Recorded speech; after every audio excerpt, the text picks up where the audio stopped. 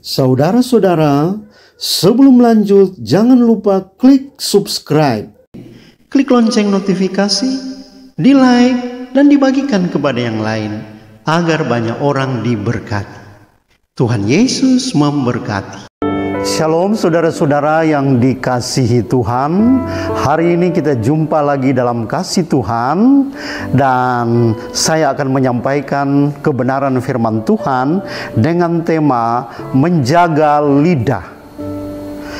Mari kita akan membaca firman Tuhan di dalam Mazmur 120 ayat 1 sampai 7. Demikianlah bunyi firman Tuhan. Nyanyian siara. Dalam kesesakan, aku berseru kepada Tuhan dan Ia menjawab aku. Ya Tuhan, lepaskanlah aku dari bibir dusta, daripada lidah menipu. Apakah yang diberikan kepadamu dan apakah yang ditambahkan kepadamu, hai lidah penipu? Panah-panah yang tajam dan dari pahlawan dan bara kayu arar.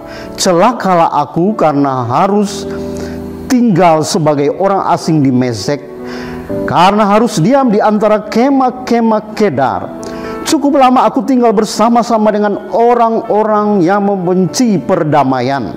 Aku ini suka perdamaian, tetapi apabila aku berbicara, maka mereka menghendaki perang.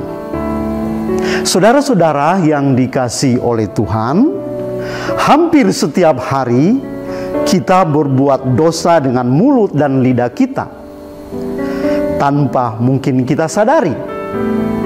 Dengan mulut dan lidah kita memuji Tuhan, tetapi dengan mulut dan lidah yang sama kita melakukan gosip, kita memfitnah, kita menceritakan kejelekan orang, kita berbohong, mengutuk dan lain sebagainya.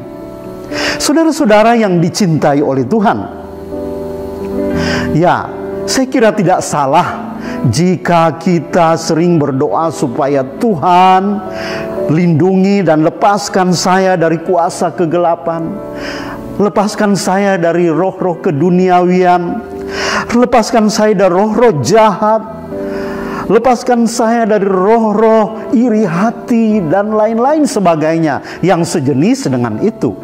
Saudara yang dikasihi Tuhan, namun kita juga harus berdoa supaya Tuhan melepaskan kita dari kebiasaan mulut dan lidah kita yang tidak membangun, mulut dan lidah kita yang kotor mungkin, saudara-saudara ya.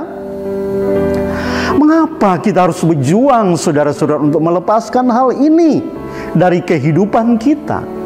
Mengapa demikian? Ya, karena firman Tuhan berkata bahwa kalau kita baca dalam 1 Petrus 3 ayat 10, di sana firman Tuhan berkata demikian.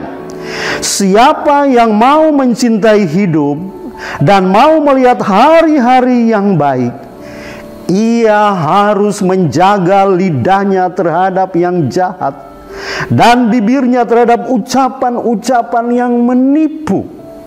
Saudara-saudara, jadi kita melihat di sini bahwa firman Tuhan berkata, jika kata kita ingin melihat hari-hari kita diwarnai dengan hal-hal yang baik, hal-hal yang mendatangkan sukacita, damai sejahtera, hal-hal yang membawa damai dan membangun banyak orang. Jika kita rindu melihat hidup kita diwarnai dengan hari-hari yang baik setiap hari, dan jika kita juga mencintai hidup kita, maka firman Tuhan berkata malam hari ini dalam ayat selanjutnya, ia harus menjaga lidahnya terhadap yang jahat dan bibirnya terhadap ucapan yang menipu. Jadi betapa pentingnya, saudara-saudara, kita berjuang agar hidup kita, mulut dan lidah kita pakai untuk kemuliaan dan kebesaran nama Tuhan. Sebab Amsal pasal 18 ayat 21 berkata, kita lihat dalam firman Tuhan, saudara-saudara, di sana dikatakan, Hidup dan mati dikuasai lidah. Siapa yang suka menggemakannya akan memakan buahnya. Hidup dan mati dikuasai lidah. Siapa yang suka menggemahkannya. Ya, istilah menggemahkan itu berarti bisa ada pantulan ketika kita bicara dan bergema, dan itu suara balik kepada kita, saudara-saudara. Saudara yang dikasih Tuhan, jadi saudara-saudara, realita apa yang ingin kita ciptakan dalam hidup kita? Kenyataan atau realita apa yang ingin kita lihat dan kita ciptakan dalam hidup kita? Apakah itu kesembuhan? Apakah itu kelimpahan, kesuksesan, saudara-saudara? Dengan menggemahkannya, maka kita akan menikmati buahnya. Kita akan merasakan dampaknya, saudara-saudara. Di dalam surat Yakobus, ya, surat Yakobus pun mengatakan betapa lidah memiliki pengaruh yang besar yang dapat menodai seluruh tubuh dan menyalakan roda kehidupan kita sebagai manusia. Yakobus 3 ayat 6 berkata, lidah pun adalah api.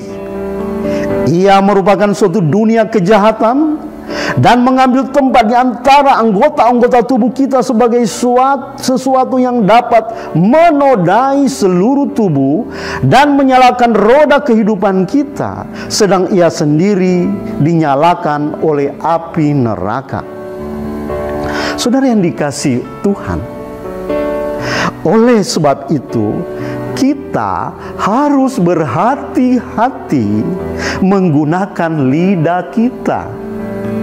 Kata-kata kasar yang kita ucapkan, kata-kata dusta, fitnah, gosip, umpatan dan lain-lainnya, apabila kita menggemahkannya, apabila kita mengucapkannya, saudara-saudara, ya, pada akhirnya semuanya akan berbalik menimpa kehidupan kita.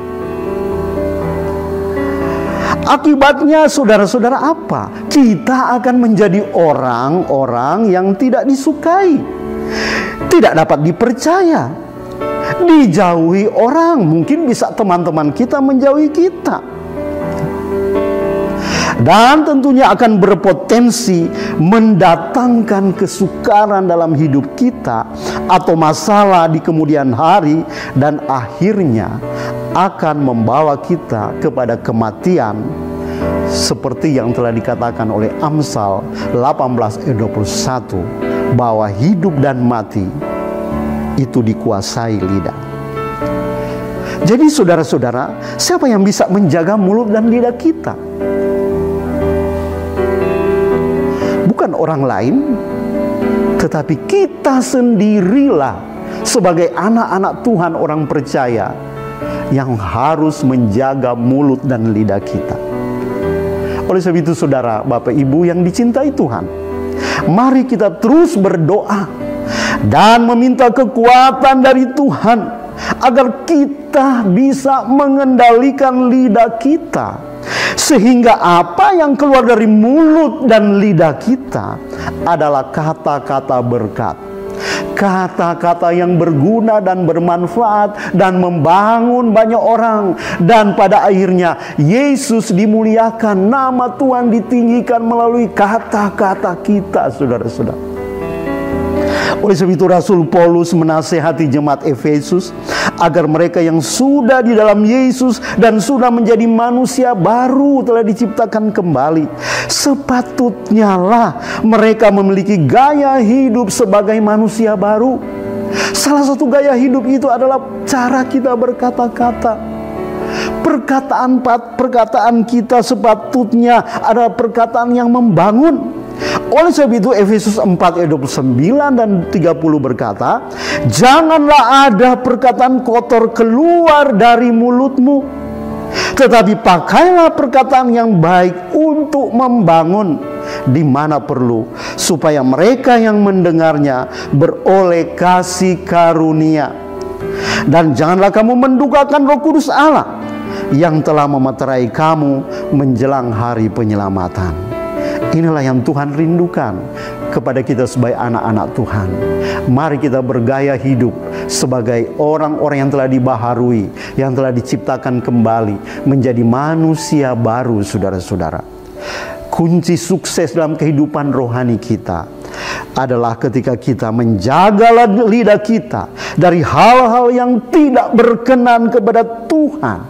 Dan mari saudara-saudara, kita perbanyak mendengarkan firman Tuhan.